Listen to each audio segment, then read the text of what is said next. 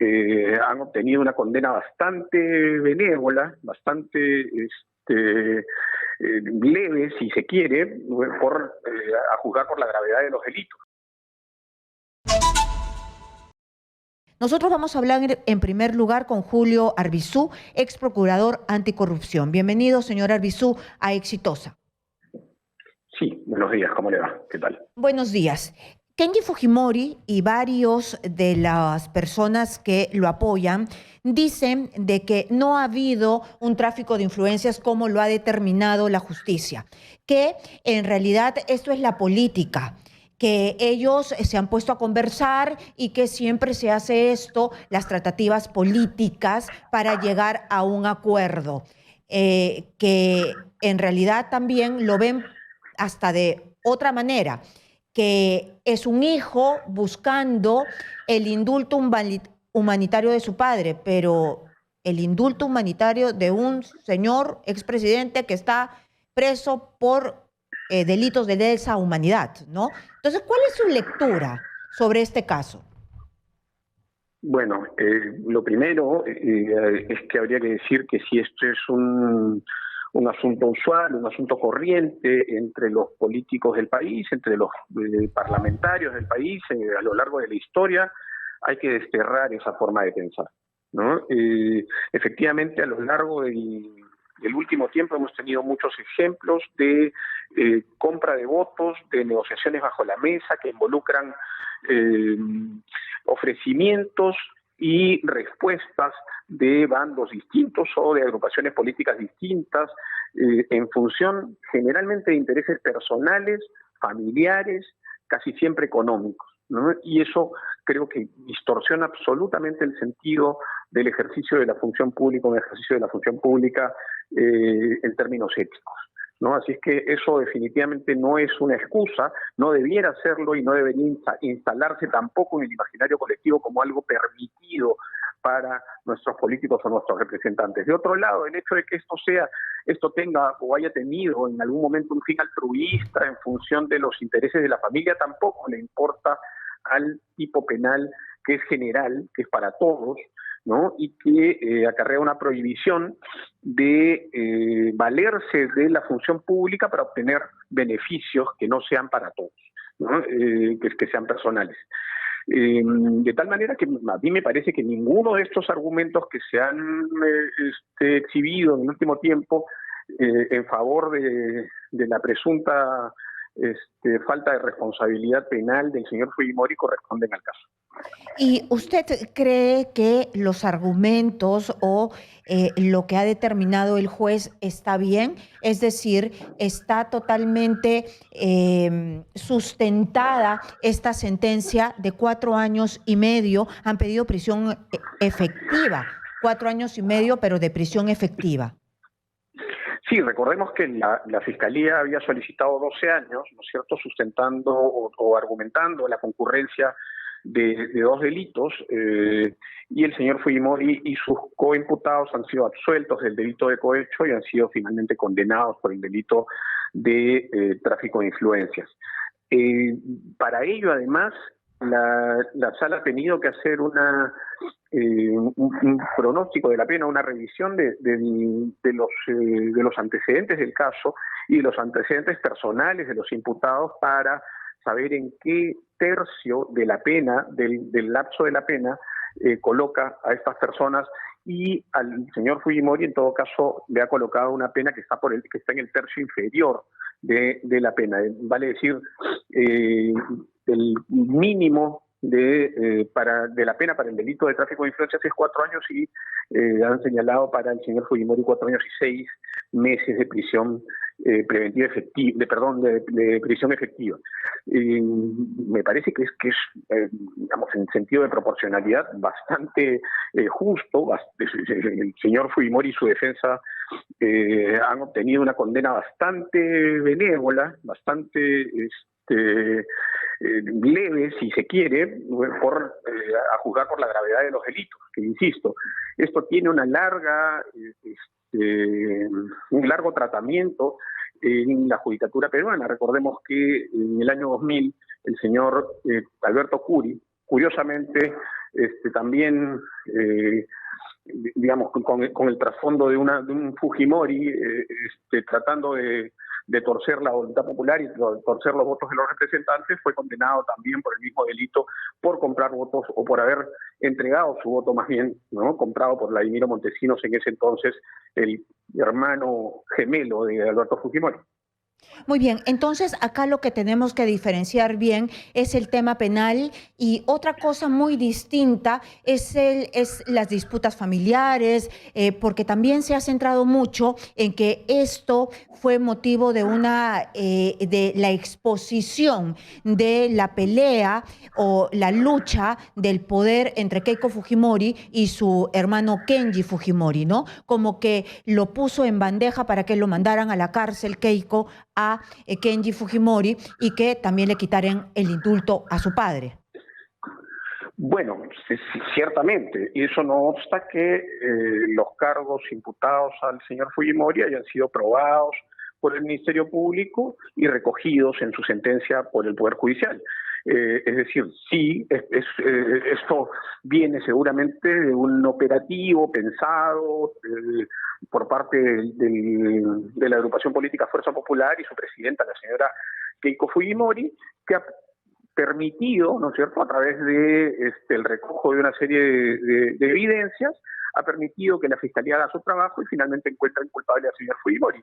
Aquí, ciertamente, la señora Fujimori no es responsable de los delitos que comete su hermano, pero ciertamente sí ha permitido la propia señora Fujimori, ¿no?, que se conozcan los delitos que ahora llevarán a prisión a su hermano, ¿no?, inexorablemente.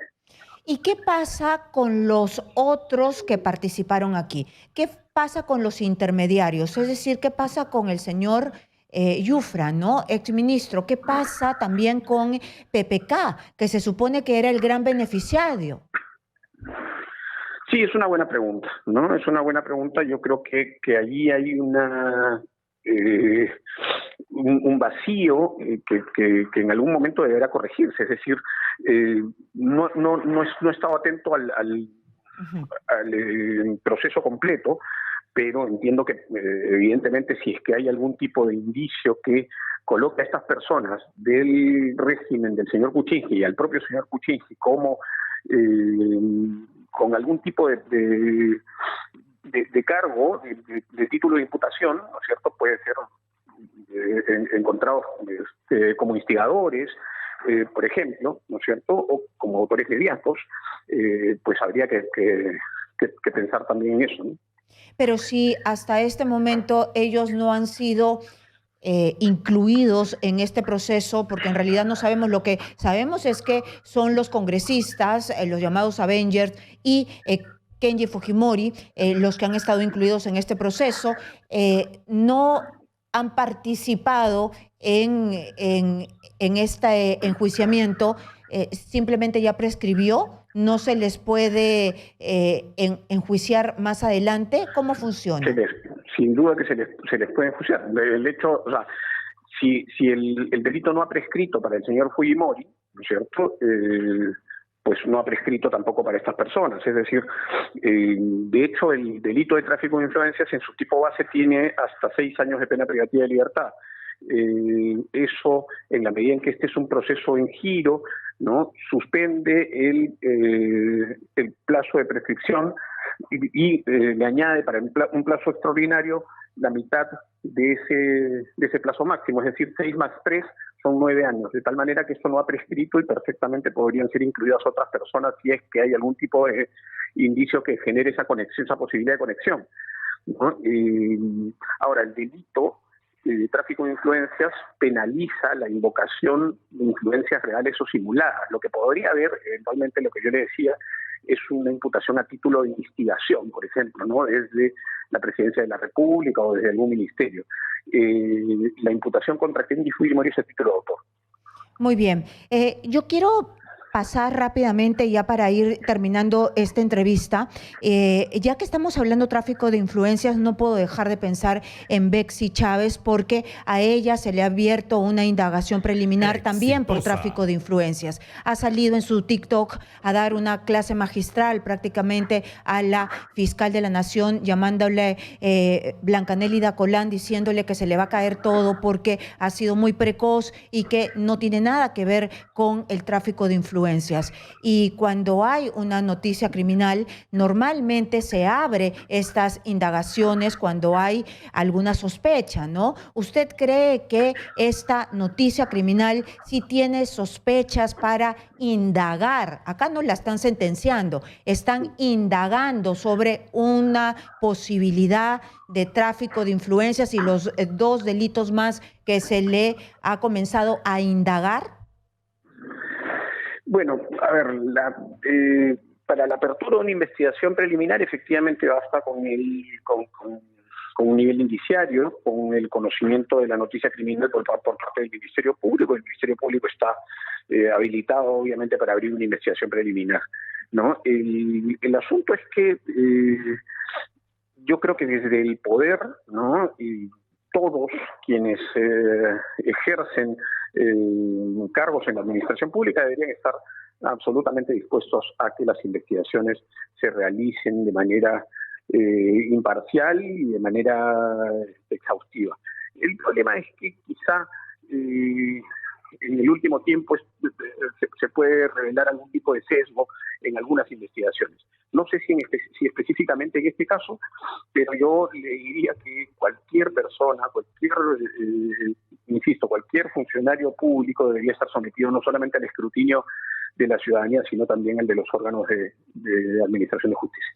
Claro, pero hace bien la Fiscalía en ver presuntos delitos de negociación incompatible y tráfico de influencias si es que hay un reportaje donde hay una familia que se ve beneficiada por puestos en el Estado, siendo la presunta pareja de Bexy Chávez, ministra de Cultura, parte de esta familia. Es decir, no es uno, sino son 3 miembros de esta familia. Sí, ojo que sí, efectivamente esa es la noticia criminal que recibe el Ministerio Público, abre la investigación y en la disposición de los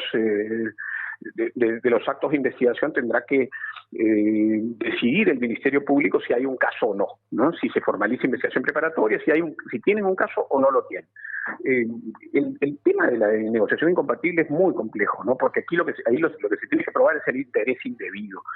Si estas personas no tenían calificación, es un indicio potente para llegar a una formalización. Pero si efectivamente sí lo tenían y hay también una cantidad de indicios en ese sentido, pues seguramente el caso se caerá. Esperemos a que el Ministerio Público avance con las investigaciones y a ver a dónde llega, ¿no? Claro, pero usted como procurador anticorrupción lo que tiene fijo y predeterminado es que todo funcionario público debe estar dispuesto a ser investigado porque tiene un cargo público, no salir agresivamente de esta manera. Todo funcionario público debe estar, insisto yo, siempre sometido, ¿no?, a las investigaciones, en tanto no sean obviamente arbitrarias, insostenibles. Y lo demás es que en la investigación se dará cuenta de la solidez o no del caso, ¿no? Muy bien, muchísimas gracias entonces por estar aquí dándonos su punto de vista. Ha sido Julio Arbizu, el ex procurador anticorrupción. Muchas gracias.